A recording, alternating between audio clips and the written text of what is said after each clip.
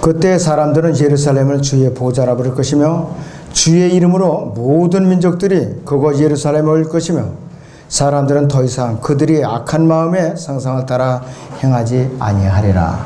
오후의 주제는 주의 영광의 보좌가 있을 것입니다. 주의 영광의 보좌가 있을 것, 주의 영광의 보좌가 있을 것입니다. 이 지상 왕국, 또 천년왕국이죠. 하늘의 왕국. 이 기간에는 앞으로 이 팔레스타인의 예루살렘 성읍은 전 세계에 관심이 집중될 거야. 앞으로 몇 년간, 1000년 동안 예수님의 일거수 일투족이 다 뉴스거리라 이것이에요. 지금까지 있어 왔던 것은 뉴스거리도 아니에요. 어떤 것이 뉴스거리냐? 예수님의 탄생과 부활과 승천 이외에는 세상적인 거는 하나님의 관점에서 보면 뉴스거리가 아니라 어떤 것이라면 지방에서 시끄럽게 그냥 떠들어대는 잡소리밖에 안 되는 거예요. 그리스도인에게는 오직 예수 그리스도께서 우리를 데리러 오신다. 그거하고 이 땅에 우리와 함께 재림하신다. 영광의 보좌에 그분이 앉으셔갖고 온 우주를 땅에서 치리하신다. 우리는 또 그 치리에 같이 참여해갖고 고난에 동참했을 경우에 우리는 유업으로 땅을 분배받는다. 이것이 우리의 뉴스의 관심거리예요. 그래서 그 예수님께서는 이 땅에 새로운 세상의 통치자가 돼서 그분의 영광의 보좌에 앉으시면서 전 세계를 어떻게 다스리냐? 철장으로 다스린다. 여러분도 철장으로 다스린다는 것은 여러분도 철 몽둥이로 한번 맞아봐요. 한 방이면 죽어요, 사람들. 그만큼 엄격하게 사람들 끽소리 내지 못하게 숨도 쉴 수 없을 정도로 엄하고 무섭고 두렵고 떨리게끔 위험 있게 다스린다 이것이. 지금 사람들이 아무리 독재자들이 스탈린이라든지 레닌이라든지 그 다음에 모택동 그 다음에 또 여기 히틀러 이 사람들은 사람 많이 죽였다 해도 예수님과 같이 권위 있고 위험 있게 다스릴 수 있는 그러한 그 사람들의 카리스마가 있었느냐? 없었어요. 다만 그들은 독재자이면서 살인자들에 불과했다 이것이요. 대중들을 불쌍하게 학살하는 살인자들에 불과했다 이것이요. 우리는 여기서 잠시 지상에 1000년 동안 세워질 이 하늘의 왕국 또 영광의 보좌와 셋째 하늘에 있는 새 예루살렘 성읍을 한번 비교해 보죠. 자, 이 지상 왕국 기간에 이 땅에 있을 예루살렘 성읍에는요, 새 예루살렘처럼 크고 높은 성벽이 있느냐? 없어요. 없어요. 이 요한계시록 21장 12절을 봅니다. 요한계시록 21장 12절을 보죠.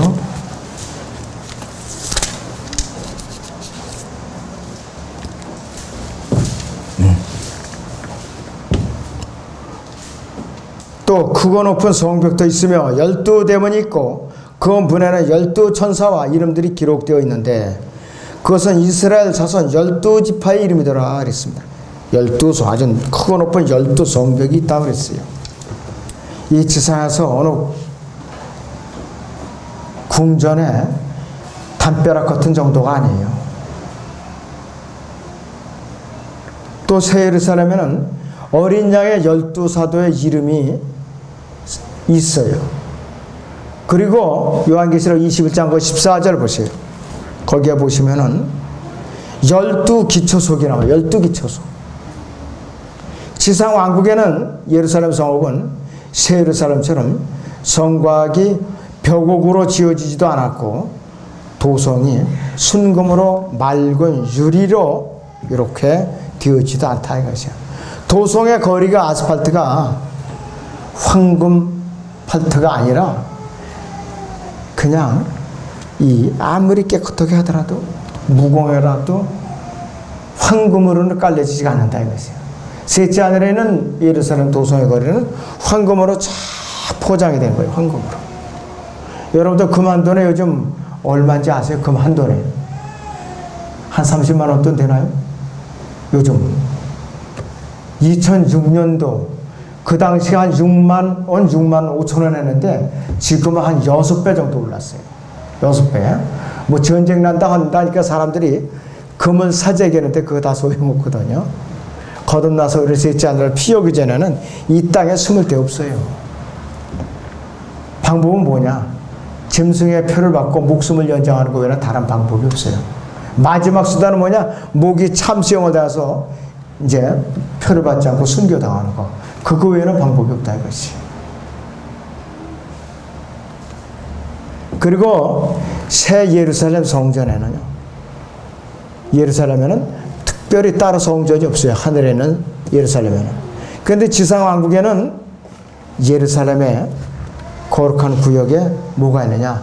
12지파의 한 중간에 거룩한 구역이 있는데 거기에 성전이 있어요. 누가 거할 것이냐? 예수님이 왕으로 거하실 성전이라 이것이. 그래서 이 지상왕국 시대 예루살렘은 예수님의 재림을 기릴 목적으로 팔레스타인에 실제적으로 세워지는 도성이라 이것이. 그런데 새 예루살렘은 어떤 것이냐? 어린 양의 아내인 교회를 위해서 하나님께로부터 내려오는 도성이에요. 공중에 어딘가로 내려오는 도성이라 이것이. 그렇기 때문에 요한계시록에서는 새 예루살렘은 어린 양의 아내라고 부르는데 땅에 있는 예루살렘 도성은 왕이 치리하는 영광의 보좌라고만 불려요. 다윗의 보좌라고만 부른다 이것이. 구체적으로 주의 영광의 보좌가 있게 된 새 예루살렘 성읍은 어떤 성읍이냐? 예수님께서 첫째는 지상왕국의 정부를 통치하실 장소예요. 예수님께서 재림하셔갖고 다윗이 보좌에 앉으시면은 예루살렘 성읍 자체가 주님의 보좌가 되는 날, 사람들은 더 이상 마음속에 악한 생각도 품을 수가 없고 또 이렇게 강도짓도 할 수가 없어요. 약탈도 할 수가 없다 이것이. 앞으로 있게 된 미래의 일인데 왜? 예루살렘의 주의 보좌는 실제적으로 이 땅에 존재될 영광의 보좌인데 예루살렘이 이제 예수님께서 인자의 신분으로서 다시 와서 예루살렘 보좌에 앉으시면은 사탄이 깊은 구렁에 묶여 있거든요. 죄에 활동하는 죄의 원동력이 갇히니까 사람들이 죄의 마음을 품을 수가 없어요. 천연왕국 동안은. 그러니까 뭐 좀도둑 같은 거 지금은 경찰이 참 바쁘죠. 이 지상 왕국 기간 동안에 경찰들이 할 일이 별로 없어요. 그 당시에는. 왜? 범죄율이 거의 없으니까. 그리고 사람들의 수명이 모두 살다가 969세까지 살았잖아요. 나무 수명만큼 연장이 되니까 병원이 불황일 것 같아요. 병원. 조영재님 죄송해요. 병원이 불황일 것 같아요. 그때는. 사람들의 수명이 이렇게 연장되니까. 그리고 또 장의사들이 아주 그냥 속상할 것 같아요. 왜? 장례를 지내야 되는데 사람이 죽어야 말이지 이게. 여러 직업들이 그때는 아주 불황이거나 문을 닫게 될 거예요. 완전히 환경 변화가 오는 거예요. 자, 그래서 영광의 보좌는 문자적으로 팔레스타인 땅에 여기 예루살렘에 세워진다 이것이. 그래서 이 예수님께서는 교회가 아니라 팔레스타인에서 이제 통치하시게 되는데 이사야서 24장 23절을 봅니다. 이사야서 24장 23절을 봅니다.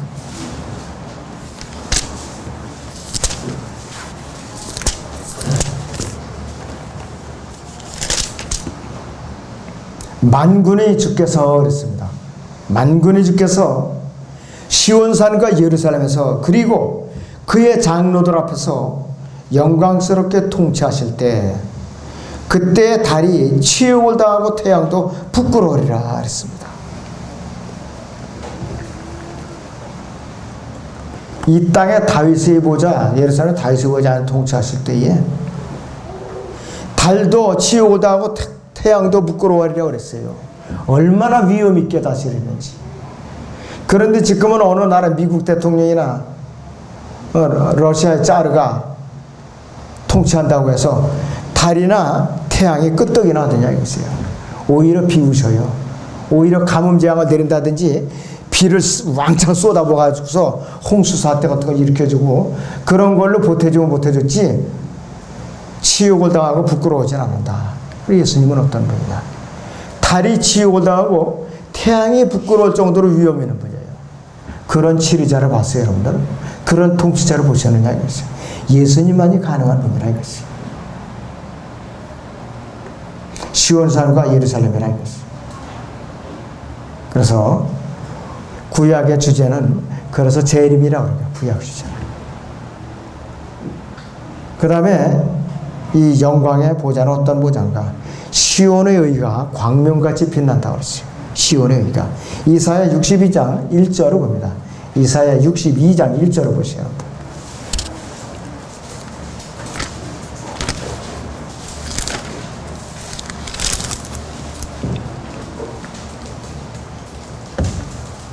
시온의 의가 광명같이 나가고 예루살렘의 구원이 등불같이 타기 전에는 내가 시온을 위해 잠잠하지 아니하며 예루살렘을 위해 쉬지 아니하리라 그랬습니다.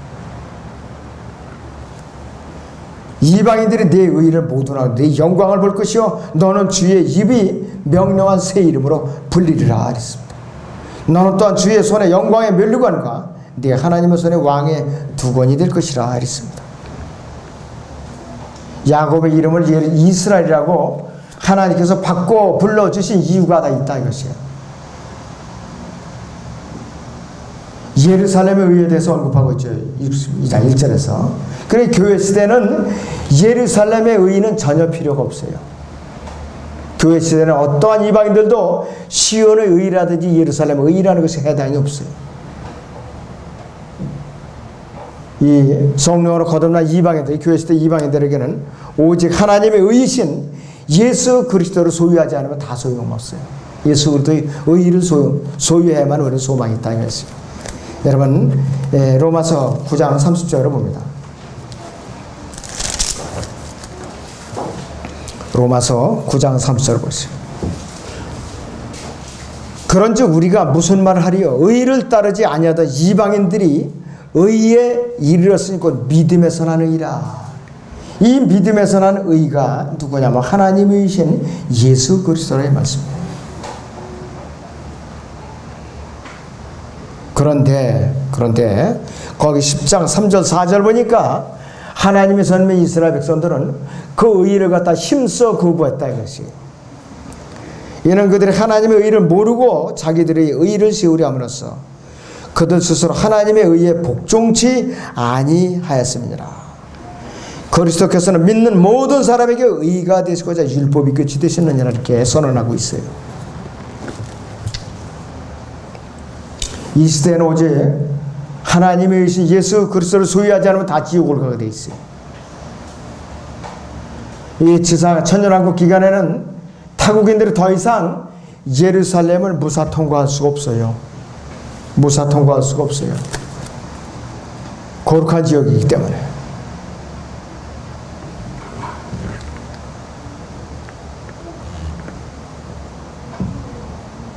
그리고 에티오피아 내시라든지 시바 여왕처럼 경배에 참여하기 위한 목적으로 이 예루살렘에 들어오기 전에는 예루살렘에 일체 진입이 금지돼요. 그리고 이 지상왕국 기간에는 가나안인 함족이 더 이상 예루살렘에 거주할 수가 없어요. 예루살렘 거룩한 땅에 함족이 거주할 수가 없다 이것이. 이 스가랴서 14장 12절 보죠.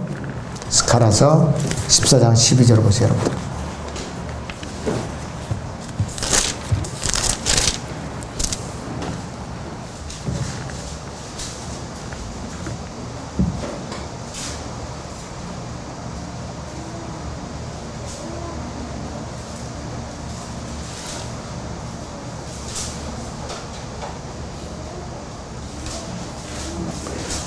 주께서 예루살렘을 대적하여 싸운 모든 백성을 치실 때 재앙이 이러하리니 그들이 그 발러서 서 있을 때에 그들의 살에 노가 없어질 것이요 그들의 그 구멍에서 노가 없어질 것이며 그들의 혀가 그 입에서 노가지 없어질 것이라.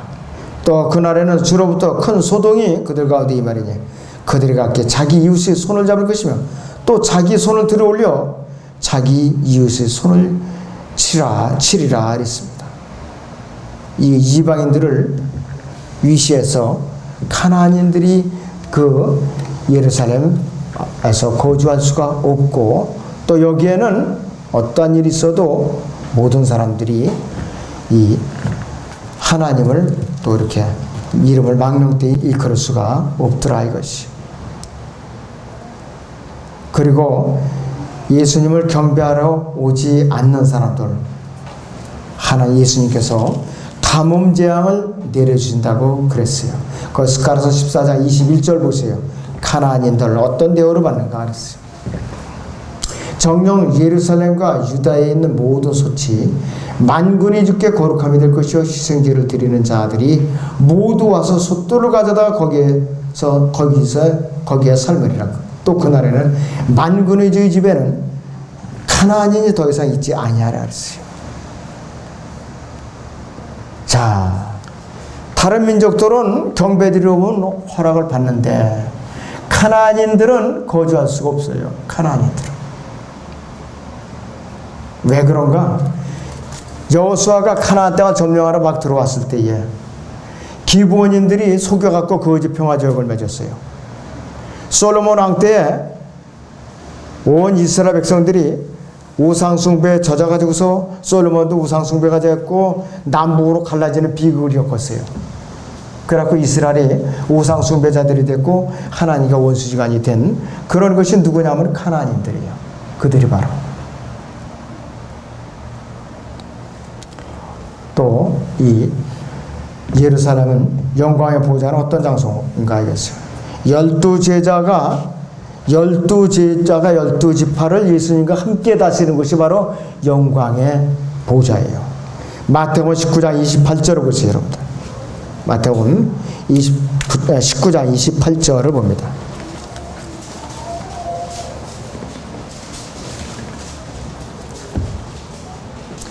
예수께서 그들에게 말씀하시기를 이렇습니다. 진실로 내가 너에게 말하노니 나를 따르는 너희들은 인자가 자기 영광의 보좌에 앉은 새 세대에 너희도 12보좌에 앉아 이스라엘 12지파를 심판하리라 이렇게 말씀을 하고 있죠. 이 영광의 보좌는 하늘에 있는 보좌가 아니라 하나님 오른편에 있는 것도 아니고 그리스도의 심판석도 아니고 재림하신 예수 그리스도께서 앉으실 이 땅에 있는 예루살렘에 있는 다윗의 보좌예요. 예수님께서 문자 그대로 이 땅에 재림하셔갖고 눈에 보이게 정치적으로 통치하시는 그 보좌라 이것이 구약의 핵심 주제라고 그랬죠. 하나님께서 중요하게 여기시는 나는 뭐냐고요. 그분의 아들이신 예수 그리스도께서 문자적으로 이 땅에서 통치하시기 위해서 재림하시는 그날이라 이것이. 교회 시대에 구원받은 성도들에게도 이 날은 중요하지만은 유대인들에게는 너무나도 중요한 날이 이 날이에요. 마태복음 8장 보면은 너무나도 중요한 날이에요. 그리고 시기 질투가 샘솟는 날이 마태복음 8장 11절에서 12절을 봅니다.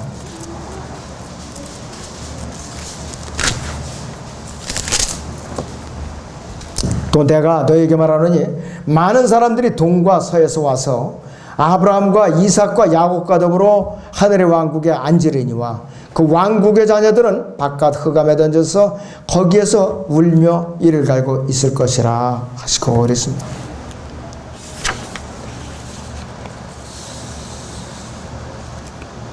하나님의 삶은 이스라엘 백성 중에도 많은 사람들이 떨어져 나서 지옥불에서 고통을 받는다 이것이. 예수님께서는 유대인들보다 더 큰 믿음을 소유한 이방인 백부장을 보고서 이렇게 말한 거예요. 동과 서에서 많은 사람들이었어요. 이방인들이 다가오는 왕국에 이제 받게 될 축복을 예언하신 것이. 이 왕국의 축복은 1차적으로 유대인들에게 약속이 된 것이었어요. 그런데 이방인들도 참여할 기회가 주어졌다 이것이에요. 이방인들이 이 왕국에 참여할 것이라는 말이죠. 유대인들이 일부가 떨어져 나가고 이방인들이 그 축복을 차지할 수 있다는 말씀이에요. 여기서 주의할 것은 뭐냐? 유대인들이 다 떨어져 나가는 것이 아니라 일부만 떨어져 나가는 것이 일부만. 민족적으로 회개해서 주님께로 다시 돌아온다. 이것을 우리가 간과해서는 안 돼. 이제 이스라엘을 버렸다. 그래서 우리가 영적 이스라엘이다. 그렇게 교만을 떨었던 게 바로 지금 영국이에요. 영국, 이스라엘이라 그러면서. 그리고 우리나라에서도 좀 정신 나간 목사나 장로들이 강단에서 이스라엘에 대한 그 축복이 우리 교회로 넘어왔다 하면서 아주 버젓이 가르치는 사람들이 있어요. 이건 안 돼요. 그 사람 모르는 사람이에요. 너무나도 답답한 사람이라 했어요. 로마서 11장 봅니다.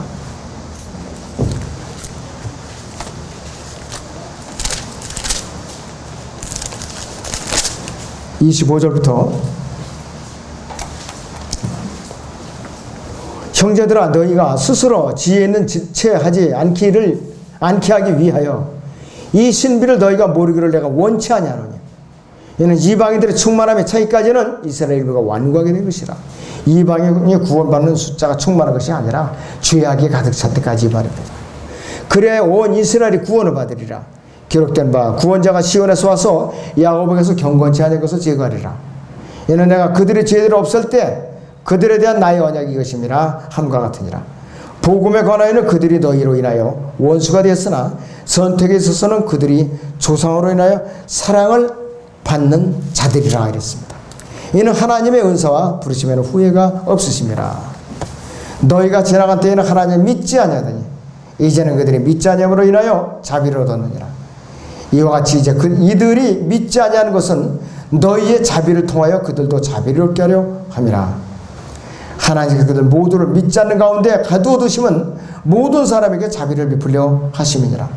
오 깊도다 하나님의 지혜와 지식이 부여하며 그분의 심판을 어찌하리며 그분이 지나가는 길을 어찌 찾아내리려 그랬어요. 이방인들이 구원받는 것을 보고 시기나게 해갖고 질투심을 느껴갖고 이제 돌이키려고 그렇게 한 것이야.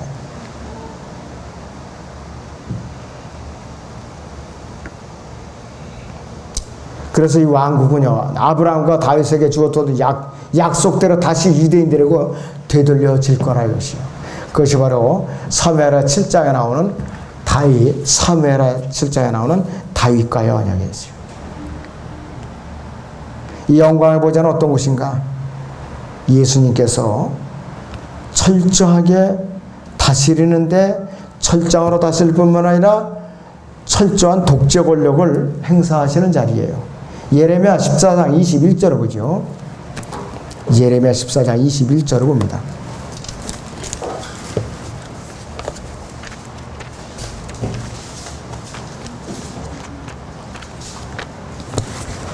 네, 거기를 보시면은 주의 이름을 위하여 우리를 미워하지 마소. 주의 영광의 보호자를 욕되게 하지 마소. 우리와 더불어 세우신 주의 언약을 기억하시고 파기하지 마소서 그랬습니다. 예수님께서 재림해서 예루살렘의 눈에 보이도록 실제적으로 영광의 보호자에 앉으시게 될 때 그분께서는 정치적으로나 군사적으로나 통치체제로나 이념적으로나 문자 그대로 완벽한 철장으로 다시는 독재자가 되신다 이것이 바로 지금까지 지구상에 존재했던 어떠한 독재자도 감히 예수님의 통치력을 흉내낼 수도 없었고 또 그러한 카리스마를 발휘한 적도 없었어요. 아까도 소도에서 말씀드렸지만 독일 나치 정권, 그 다음에 스탈린, 그 다음에 또 모택동, 이 사람들이 아무리 독재 정치를 했다 할지라도 예수님의 그 비교를 할 수 없는 사람들이에요. 모택동은 5천만 명을 죽였다고 그래요. 공산주의를 이제 정착시키는 과정에서. 근데 어찌된 일이든 사람들이 숭배를 해요. 학살자를 갖다가. 이것이 바로 세상입니다.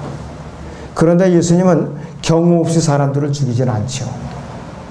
다 그분의 이유가 있어서 타당하게 사람들을 죽이신다 이거예요. 미국의 CIA라든지 구소련의 KGB 이런 사람들이 아무리 비밀 조직을 운영해갖고 사람들을 수많은 사람들 끌어다가 고문하고 죽였을지라도 예수님의 카리스마는 당해낼 수가 없다 이것입니다. 예수님께서 공개적으로 나에게 경배하라. 그렇지 않으면 너에게 가뭄재앙을 내리리라. 이렇게 공개적으로 누가 도전장을 내는 독재자가 있었느냐? 없었어요.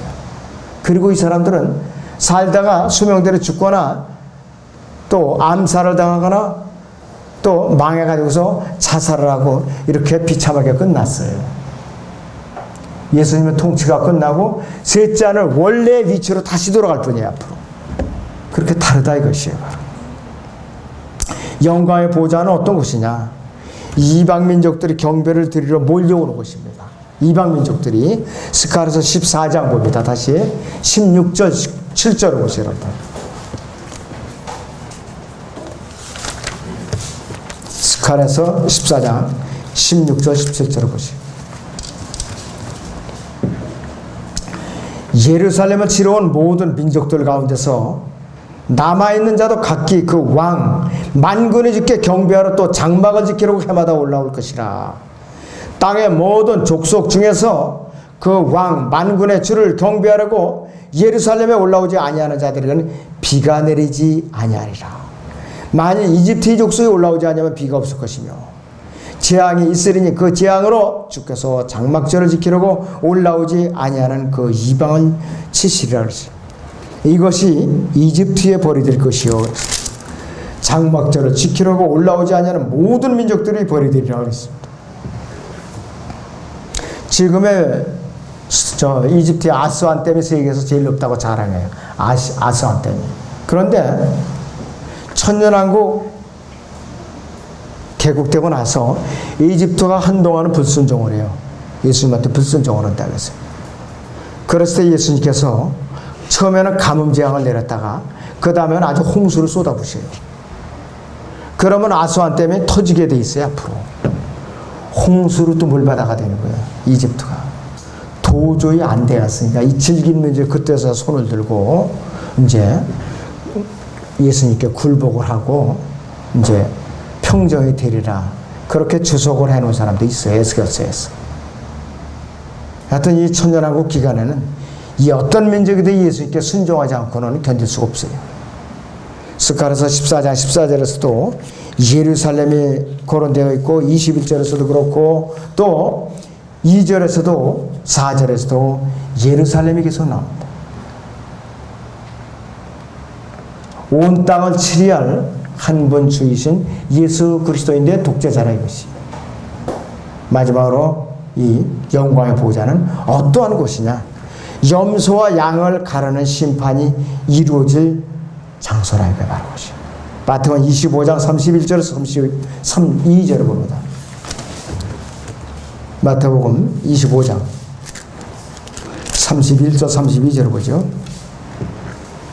인자가 그의 영광 중에 오고 또 모든 거룩한 천사들이 그와 함께 오면 그때 그가 그의 영광의 보좌에 앉으리니 그 앞에 모든 민족들을 모아놓고 마치 목자가 양들을 염소에서 갈라놓지 그들을 따로 갈라놓으리라 그랬습니다. 양과 염소로 구분돼요. 그리고 민족들이 심판이라고 불리죠. 예수 그리스도께서 영광 중에 오시면은 재림 때 영광의 보좌에 앉으셔서 행하실 것이라 했습니다. 염소와 양은요, 구원받은 사람들과 구원받지 못한 사람들을 갈라놓는 건 분명한데 교회 시대의 성도들과 엄격한 차이가 있어요. 교회 시대에 구원받은 사람들은 1대1로 믿음의 결과로 주님을 만나게 돼 있어요. 그런데 여기서는 민족 대 민족으로 만난다 이것이. 교회 시대는 유대인들과 이방인들의 벽도 깨지고 이 교회 시대는 유대인들도 개별적으로 복음을 듣고 예수를 믿고 영접해야 되는 것이에요. 개별적으로. 그런데 여기서 심판의 대상은 뭐냐 이것이에요. 핵심은 뭐냐. 여기서 형제가 나오세요. 형제들이 쭉 나와요. 쭉 나오는데 이 형제가 누구냐? 바로 예수님과 이제 같은 이제 그 민족인 유대인들인데 대화를 할 때 유대인들을 어떻게 대해주느냐, 이 형제들을 어떻게 대해주느냐, 거기에 행위에 따라서 심판이 이제 갈라지는 거예요. 염소와 양으로 갈라진다 이것이에요. 분명하시 형제는 이 시대 교회 시대의 그리스도인이 아니라 이것이. 마태복음 25장 40절을 보죠. 거기. 그러나 왕이 대답하여 그들에게 말하기를 진실로 내가 너에게 말하노니 여기 내 형제들 가운데 가장 작은 자 하나에게 한 것이 곧 나에게 한 것이니라 하리라 그랬습니다. 대환란 기간 중에 유대인들 가운데 단 한 명이라도 자기가 위험을 무릅쓰고 그들을 도와줬을 때, 먹을 것을 공급해주고 또 곤란을 당했을 때 피난처를 제공해주고, 그런 사람들에 대해서는 양으로 불려갖고 천년왕국으로 데리고 들어가시는데, 오히려 그들을 박해하고 밀고 하고 괴롭혔던 사람들은 어떻게 하냐, 그냥 앉은 자리에서 지옥불에다 그냥 쳐놓는다 이거예요. 염소 심판이 그게 바로 그 심판을 하신다 이것이. 그래서 이들의 제목은 뭐냐 이것이. 유대인들을 홀대한 사람들이라 이것이. 그래서 이 영광의 보좌는 어디냐, 여호사밧 골짜기인데 판결의 골짜기라도 불린다 이것이.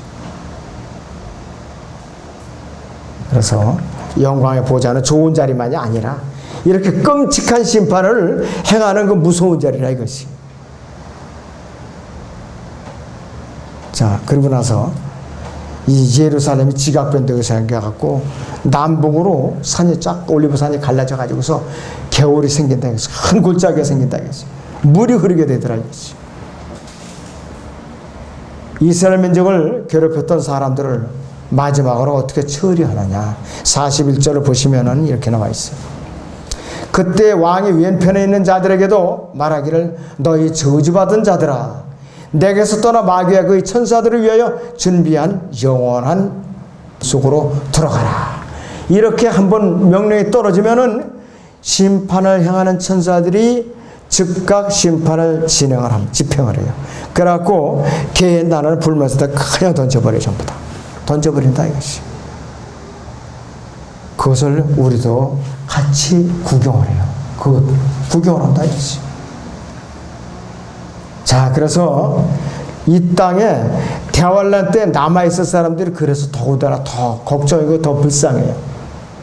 거의가 다 이스라엘을 등을 돌리고 살겠다고 적골에서 타협을 할 건 뻔하니까.